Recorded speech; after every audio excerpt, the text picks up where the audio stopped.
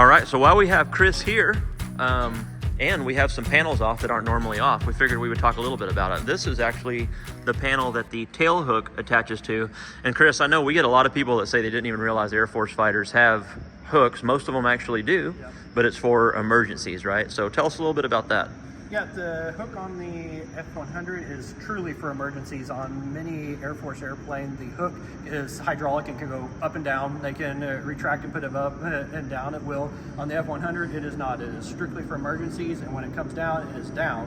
And that's because the hook on this airplane is essentially a giant leaf spring. It's a piece of metal. When it's in its natural state, it is in a severe curve.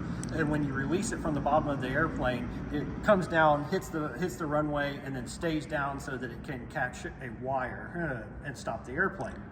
Now, it does present some challenges when you get ready to take the hook off of the airplane, because it does always want to come down into that severely bent state.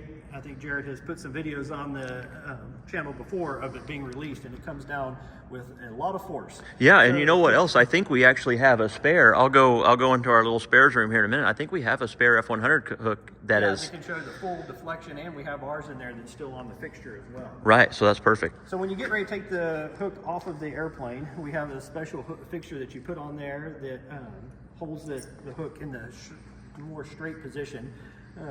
We have a picture of that.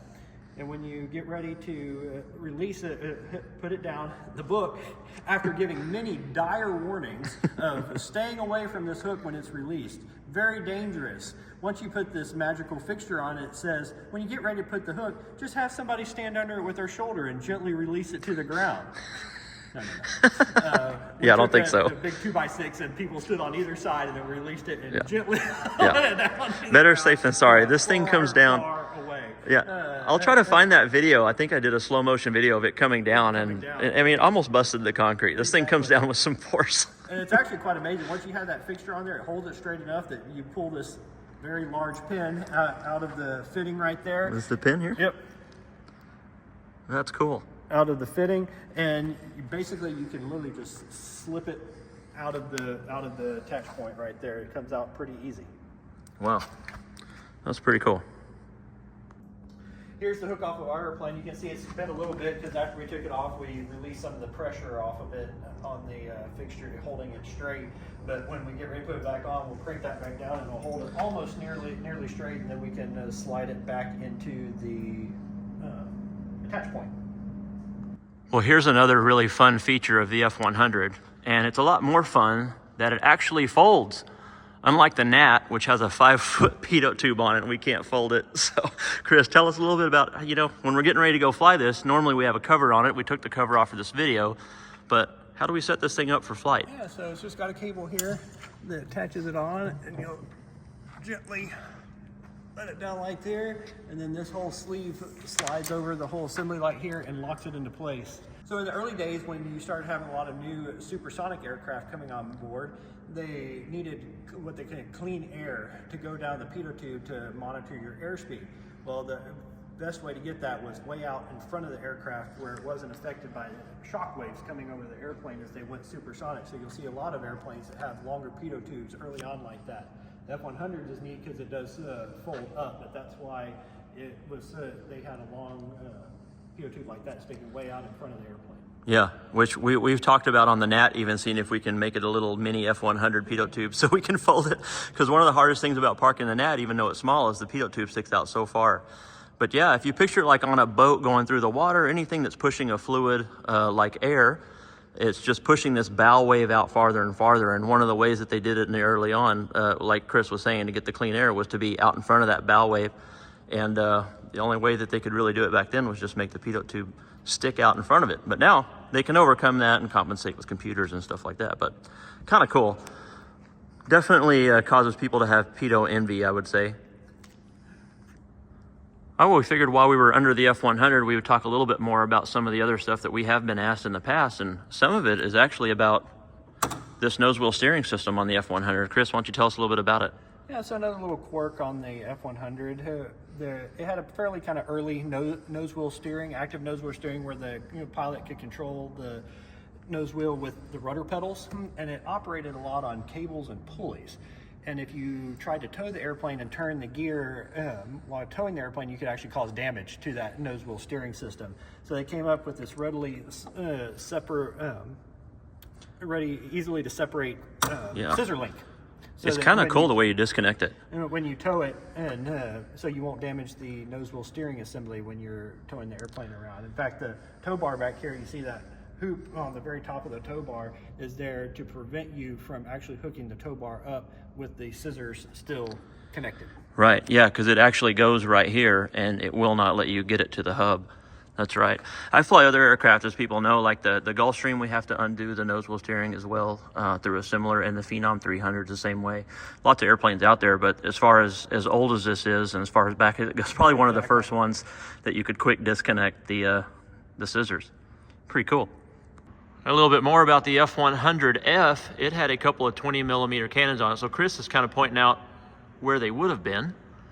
Yeah, when it went into service with Flight Systems as a target tower in the late 80s, early 90s, they removed the guns and just put these fairing plates over the gun ports. And we're lucky right now, this isn't off very much, but you actually have the panel off. Oh, there goes another T-38. Stand by, everybody.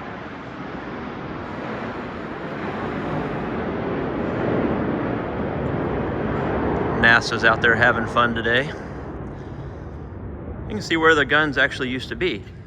Yeah, the single place airplanes carried 4 20 millimeters. When they went to the 2-seat versions, they reduced that to 2 20 millimeter cannons, and they went right here in these areas right here. Obviously, since ours are removed, they replaced them with these ballast weights to make up for the lost weight of the guns. You can kind of actually see where the barrels went through there. That's pretty neat. Some people use these these areas for cargo now. I mean, you know, taking your backpack and such with you. There's not a lot of empty places on these airplanes. No, there's not. Can you tell us and the viewers a little bit more about the Project Highwire?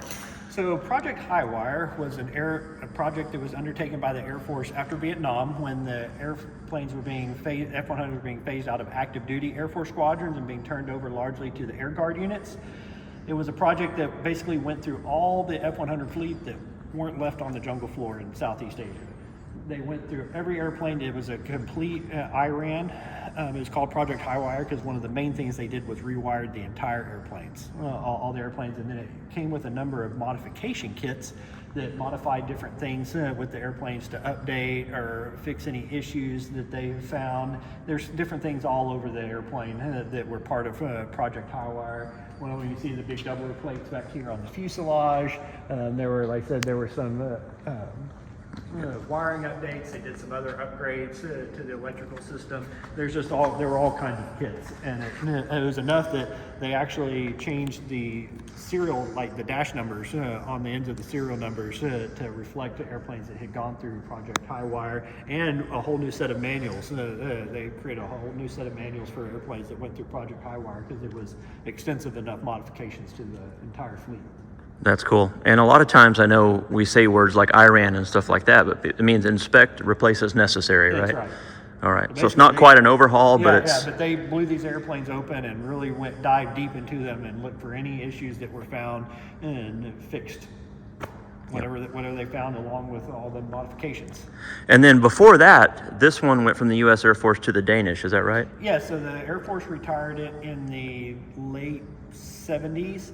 It sat in storage at Davis-Monthan for a short spell before it and a number of other airplanes were sold to the Danish Air Force. It went over to the Danish Air Force and they operated them until the early mid-80s or so, when they got rid of them. Flight Systems, also known as Trade Corps back then, bought them. They had a large fleet of surplus airplanes with the F-100. They would use them for towing aerial gunnery targets. Yeah. So they would have been out here on an outboard pylon. You've seen some pictures of them. They look pretty wild. There's this big fin thing that sticks out, and it would pay out like 1,500 feet on a cable behind the airplane, and then pilots could practice shooting at it.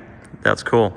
And these, they were usually painted white with the blue stripes, right? Yeah, when you see them. If you ever see F-100s white with the blue stripes, those are all the Flight System F-100s. That's cool. And as far as the ejection seats, I know some people, the F-100F originally came with a dart system, right? And these are Martin Bakers? Yeah, the Danish, for whatever reason, decided that they wanted to have Martin Bakers in their seats, so they modified them with Martin Baker Mark Vs. Cool.